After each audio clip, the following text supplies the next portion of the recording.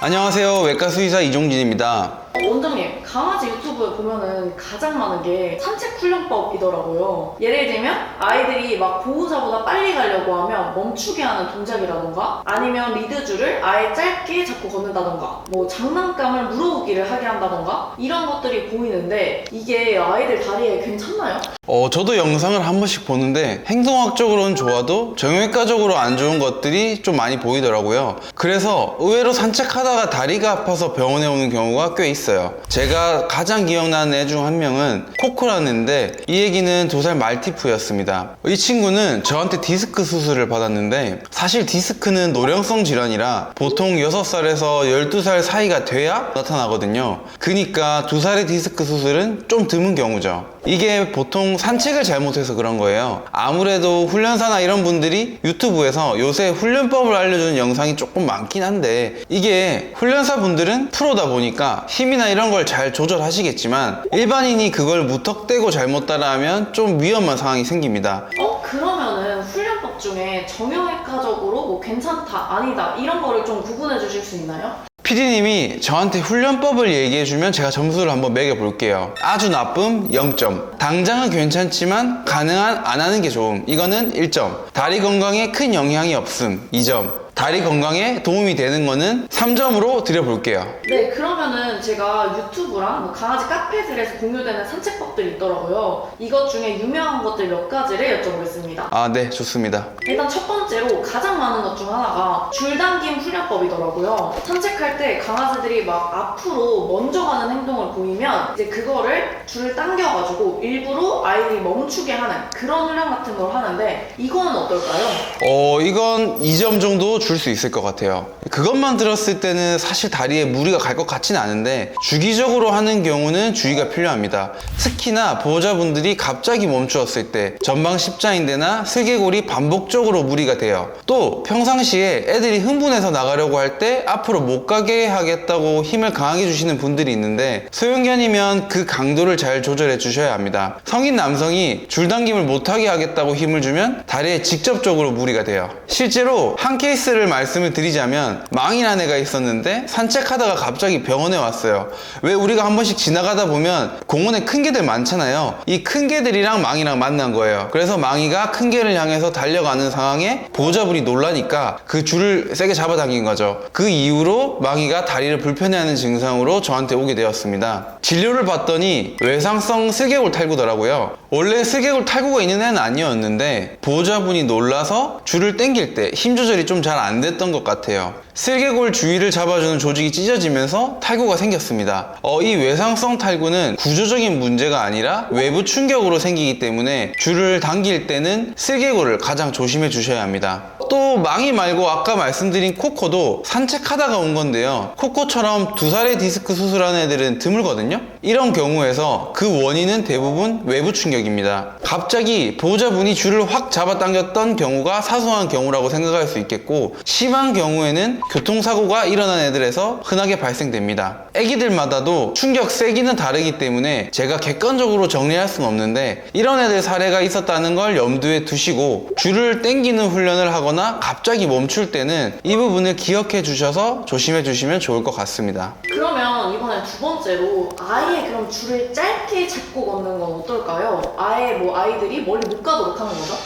이건 가능한 자제를 권합니다. 1점 줄게요. 목줄은 애기한테 목에, 가슴줄은 어깨에 무리를 줄 수 있습니다.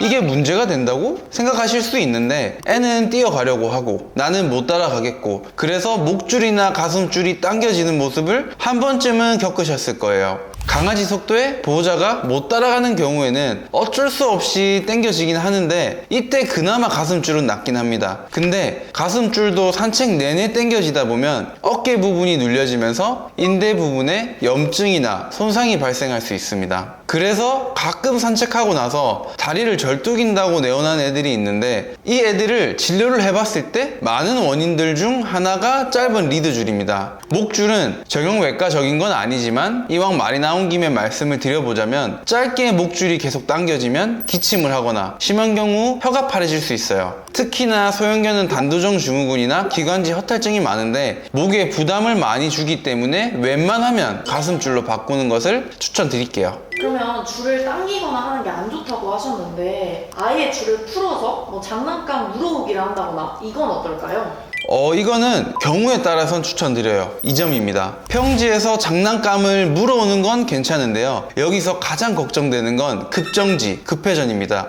처음에 줄당김 훈련을 할 때에도 갑자기 멈춰서는 게 안 좋다고 제가 말씀을 드렸는데 장난감 물어오기도 마찬가지예요. 중대형견은 장난감 물어오기 같은 놀이를 안 하면 에너지 소비도 안 되고 삶의 질도 너무 떨어지기 때문에 어쩔 수 없이 해야 되는 운동인데요. 이때 가끔 애기들을 놀린다고 던지려다 말고 하는데 이때 급정지 급회전을 많이 하거든요. 이러다가 훅 가요. 이것만 조심해 주시면 좋을 것 같고요. 그리고 놀이 자체도 한 15분 정도 이내로 하시는 게 좋습니다. 근데 저희 집 강아지 막둥이는 한 번 장난감 물어오기를 하면 거의 끝도 없이 해요. 이제 저는 진짜 그만하고 싶은데 그래도 저한테 계속 다시 장난감을 가져오거든요. 이렇게 에너지가 넘치는데 어디 영상을 보니까는 에너지를 많이 쓰게 하려면 산을 타는 것도 좋다 이런 말을 하더라고요. 이건 어떻게 생각하세요?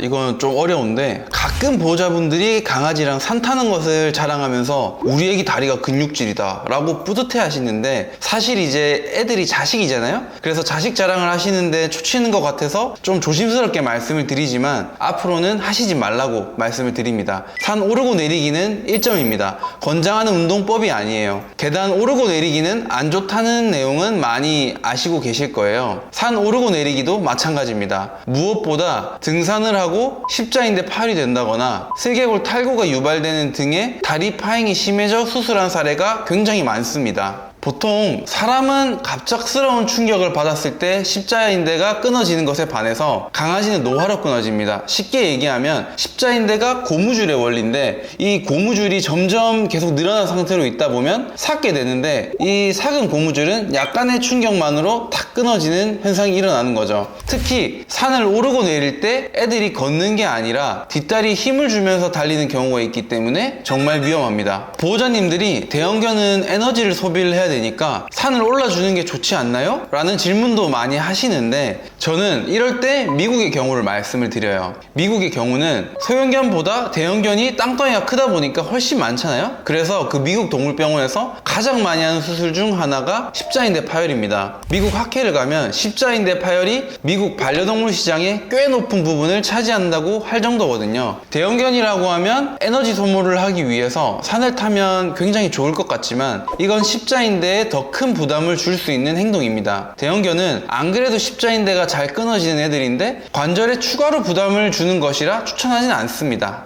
그럼 지금까지 제가 여쭤본 건 거의 안 좋은 쪽이라고 하셨는데 그럼 어떤 산책법이 좋을까요? 추천되는 방법은 관절에 무리 없는 저강도 유산소 운동이 애들한테 가장 좋을 것 같아요. 이거는 3점입니다. 여기에 애들이 냄새를 맡으면서 하는 행동들은 모든 관절에 자연스러운 운동을 유도하기 때문에 재활 중인 애들에게도 추천합니다. 실제로 저강도 유산소 운동으로 근육량이 는 애가 있습니다. 제가 한 아이를 보여드릴게요. 이 아이는 10살의 요크셔 하늘이라는 애입니다. 이 애기는 고관절염이랑 십자인대 파열 때문에 저한테 진료를 받으러 오게 됐는데 통증이 심해서 왼쪽 다리를 거의 안 쓰고 있는 상황이었습니다. 그래서 근육 자체가 거의 없었죠. 보시면 이게 수술 전 엑스레이입니다. 빨간색 가루 부분이 수술 전 근육량이에요. 저는 항상 수술이 끝나면 보호자님께 앞으로 할 재활 운동에 대해서 말씀을 드리는데 이 보호자분한테도 하루에 몇 번을 몇 분씩 이렇게 주기적으로 꼭 산책을 해주라고 말씀을 드렸어요. 보호자님이 잘 따라와 주셨고 이거는 수술을 하고 몇 개월 뒤 저강도 유산소 한 이후의 사진입니다. 보시면 이전에 비해 확실히 근육량이 늘어난 게 보이실 겁니다. 하늘이는 왼쪽 다리가 아픈 지가 좀 시간이 된 상태라 근육량을 회복하는데 시간이 걸렸지만 수로 다리도 잘 썼고 산책도 추천되는 방법에 맞춰서 보호자님이 잘 진행을 해주셔서 이전에 비해 눈에 띄게 다리가 좋아졌습니다. 보통 사람도 운동하고 나면은 근육량 늘었는지 인바디를 하잖아요. 애들도 근육량을 측정을 합니다. 방금 본 엑스레이도 강아지로 치면 인바디 같은 거예요. 보통 애들 근육량을 측정을 할 때 일주일에서 한 달마다 와서 줄자로 측정을 하거나 엑스레이로 확인을 하는데 제대로 산책을 했으면 엑스레이로 근육량이 는 게 바로 보여요. 원장님 그럼 마지막으로 산책할 때 주의점 진짜 딱 2개만 정리해주세요.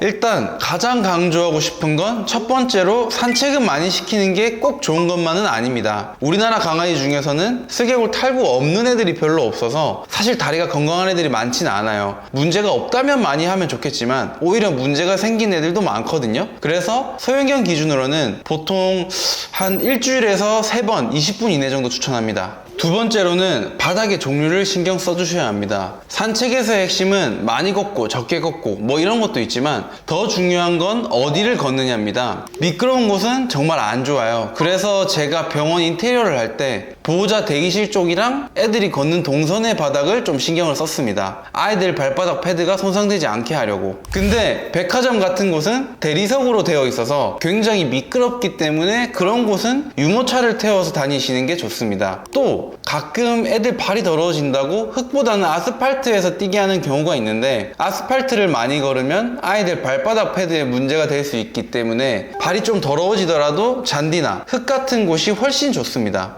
오늘은 여기까지 해서 자주 언급되는 강아지 훈련법을 정형외과적으로 말해봤는데요. 물론 제 이야기가 애들 행동 교정의 관점에서는 좋지 않을 수도 있습니다. 근데 행동 교정을 하다가 건강이 나빠지면 안 되니까 주의하시라는 관점에서 제가 말씀을 드렸고요. 또 오늘은 정형외과 관점에서만 이야기를 하려다 보니까 다 위험하다고만 얘기를 한 것 같은데 사실 산책은 당연히 하는 게 좋아요. 근데 모든 영상에서 행동학적 관점만 이야기를 하니까 다리 건강 차원에서도 한번 이야기를 해보는 게 좋을 것 같아서 말씀드렸습니다. 그럼 오늘 영상도 끝까지 봐주셔서 감사하고요. 다음 영상에서도 아이들 건강을 위한 영상이 올라오니까 구독해 주시면 좋을 것 같습니다. 안녕.